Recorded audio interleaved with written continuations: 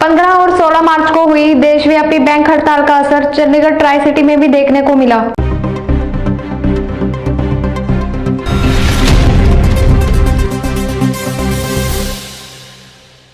नमस्कार, मैं आपके साथ सिमरन चीमा। आप देख रहे हैं सुनहरा समाज। केंद्रीय वित्त मंत्री निर्मला सीतारमण ने फरवरी में पेश किए गए 2020-2021 के बजट में 2 सार्वजनिक क्षेत्र के बैंकों के निजीकरण की घोषणा की थी, जिसके कारण United forum of bank unions ने 15 और 16 मार्च को हड़ताल की घोषणा की थी, जिसके कारण दूसरे दिन भी बैंकों में हड़ताल जारी था। बैंक कार्यालय के सामने धरना देकर बैंक कर्मचारियों ने रोष व्यक्त किया। वित्त मंत्री और केंद्र सरकार के खिलाफ नारेबाजी की थी।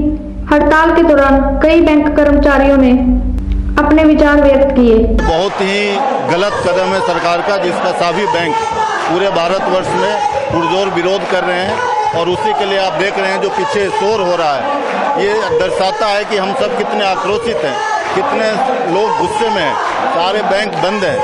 सरकार को आम आदमी, पीड़ित, दलित, वंचित, वनवासी, ग्रामीण, इसका किसी को कोई लेना देना नहीं है। निजीकरण तो सबके लिए बहुत ज़्यादा दुखदाई और गलत है। निजीकरण से देश जो है बर्बाद होगा। हमारे जो नए बंदे हैं, जो नए बच्चे हैं, उनको नौकरियां नहीं मिलेगी। जो लोगों जनमानस का जो पैसा है, वो लोगों का पैसा फंस सकता है। अभी आपने देखा बहुत सारी जो प्राइवेट बैंक्स थी वो फेल हो गई, लोग अपना ही पैसा नहीं निकाल पाए थे। अब हमारे बैंकों का जो बहुत ज़्यादा धन बैंकों में जो जमा है, कुछ लोगों का जिसमें एनपीए हो रखा है, बस वही लोग अब बैंक खरीद लेंगे, जिससे बैंकों का बहुत ही ज़्यादा नुकसान होगा और हमारे देश का इससे बहुत ज़्यादा नुकसान होगा।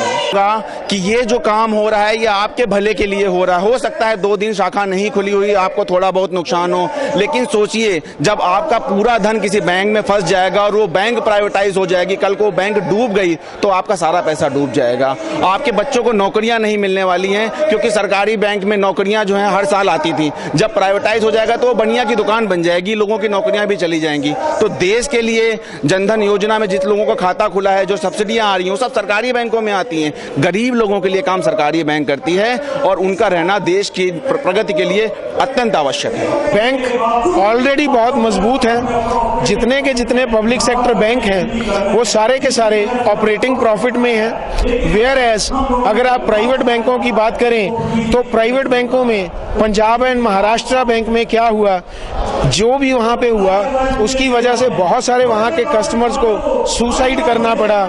उसके बाद में आईसीआईसीआई बैंक में क्या हुआ, जो कि बहुत बड़ा एक प्राइवेट बैंक है, उसकी जो चेयरमैन थी उसने अपने हस्बैंड को फायदा पहुंचाने के लिए एक बहुत बड़े कॉरपोरेट घराने के साथ फ्रॉड किया मिल करके बैंक के साथ। उसके बाद आपने देखा कि एक्सिस बैंक में क्या हुआ, वो भी एक बहुत बड़ा प्राइवेट बैंक था। उसके बाद में रिसेंटली येस बैंक जो कि बहुत बड़ा बैंक था, उसमें क्या हुआ, और जब वो बैंक डूब रहा था तो उसको बचाने के लिए सरकार को स्टेट बैंक ऑफ इंडिया में से, स्टेट बैंक ऑफ इंडिया की बड़ी मैनेजमेंट में से कुछ लोगों को वहां पे भेजना पड़ा ताकि उस बैंक को जो बचाया जा सके। ये सरकार सिर्फ कॉरपोरेट के हाथों खेल रही है। कॉरपोरेट घरानों को बैंक बेच दो, कॉरपोरेट घरानों को एलआईसी बेच दो, कॉरपोरेट घरानों को किसानों का जो मुद्दा है वो भी कॉरपोरेट घरानों के से ही रिलेटेड है। उनकी जमीन भी उनके हाथों बेचने की तैयारी है। इसी के चलते किसान भी पिछले 109 दिन से आज बैठे हुए हैं धरने पे। बैंक वालों के साथ भी यही हो रहा है। बैंक को प्राइवेटाइजेशन करके, सरकारी बैंकों को प्राइवेटाइजेशन कर सरकार को क्या मिलने वाला है? सिर्फ कॉरपोरेट के हाथ बेचने की इसलिए है कि कुछ कॉरपोरेट मित्र इस सरकार के करीबी हैं। लगभग 10 लाख बैंक कर्मचारियों ने इस हड़ताल में भाग लिए और साथ ही 2 सार्वजनिक क्षेत्र बैंकों के निजीकरण में सरकार के फैसले के खिलाफ अधिकारी ने जमकर विरोध किया।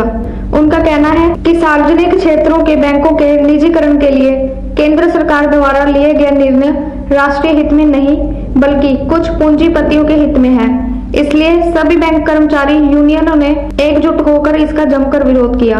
नई अपडेट्स देखने के लिए जुड़े रहिए हमारे साथ और देखते रहिए सुनहरा समाज।